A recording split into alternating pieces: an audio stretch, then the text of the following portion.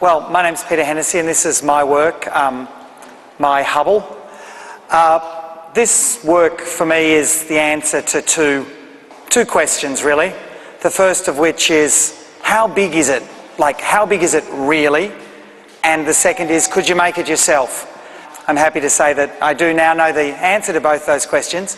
And they are that it's, on one level, kind of frighteningly big, much bigger than you might expect, but at the same time, in the context of the universe that it lives in, really quite small. And the other answer is, yes, you can make it yourself with a bit of effort and some help. And there it is. The process for me is I begin by designing all the little pieces. So this is made out of laser cut plywood. And so my first port of call is taking the object and actually designing all the parts, every little bit, so that it all fits together. And that's in some way the hardest part of it. But there's about 6 weeks of work in just trying to kind of recreate this very complete model of the object, and then another 5 weeks here in this room on the island with 3 or 4 volunteers to build it.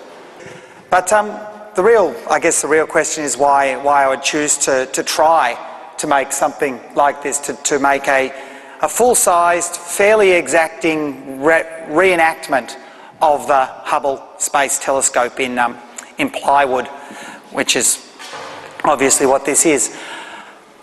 I've worked previously for a long time on computers, doing new media work, interactive websites, CD-ROMs, that kind of thing. Part of the general kind of legion of people at work in digitising the world.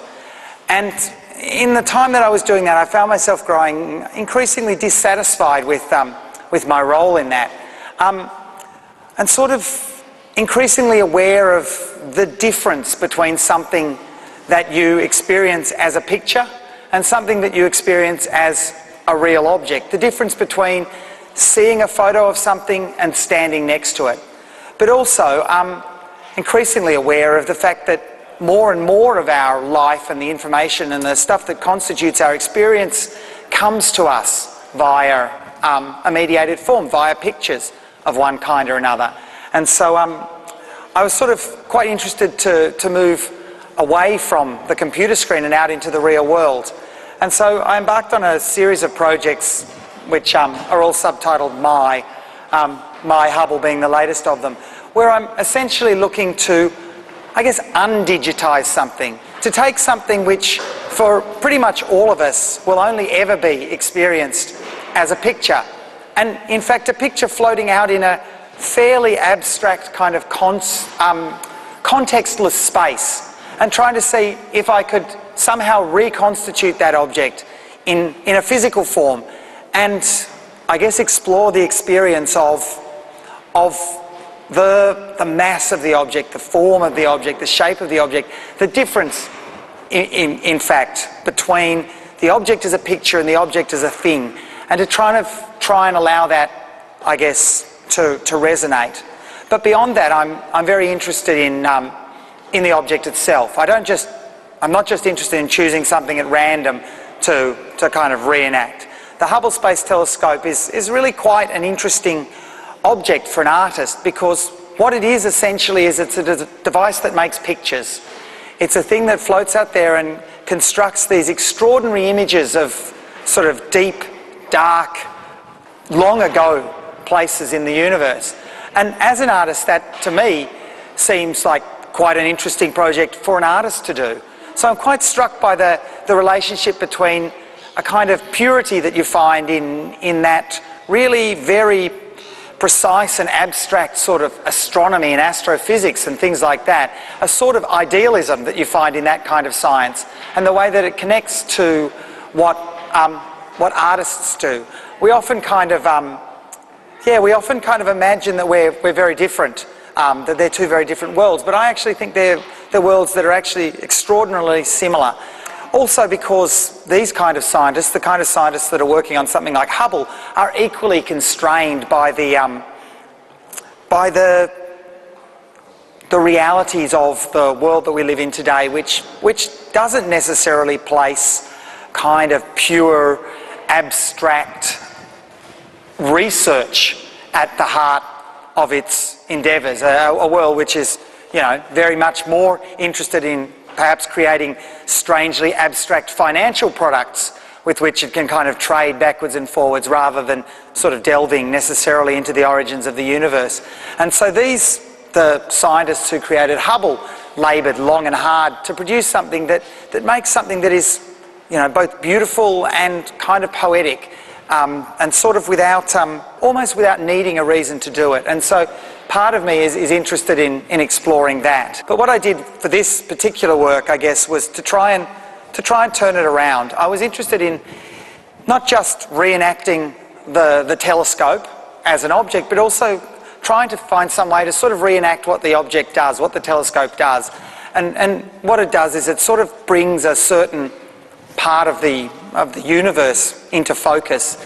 And in my case, I've turned it around and pointed it down and focused it on this area of ground that you're all actually standing on.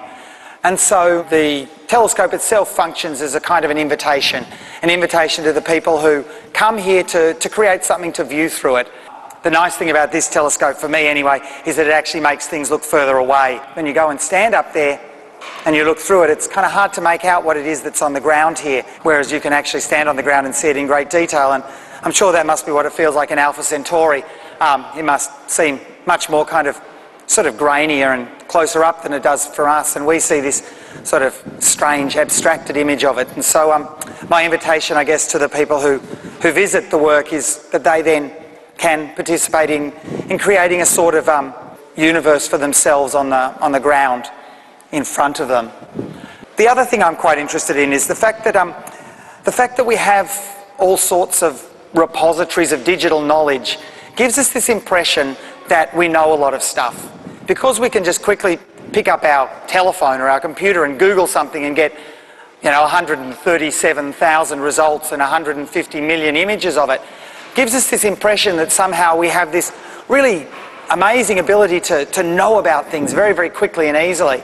And so my work begins with a Google search. It begins with a search of the freely available images that are there on the internet, and I work from that. And what's interesting for me in reconstituting the work from these, I guess, these echoes of the physical object that exist, is that when you start to look at them really, really closely, they don't all match up. I've got 6 or 7 really detailed images of the Hubble Space Telescope, but they're not all the same. So which of these images is the real Hubble? I don't know. No one will ever know. We're never, you know, I'm pretty sure that none of us will ever get a chance to stand next to the actual object. So it's kind of interesting to me the way that we have this sense that we have captured everything in digital form or in pictures or in encyclopedias or whatever, that we have actually captured all this stuff and we don't need to worry about the actual thing. But in fact we haven't caught it at all. We've caught a whole series of kind of echoes of it, and what we're left is something that's actually a little bit more patchy and insubstantial.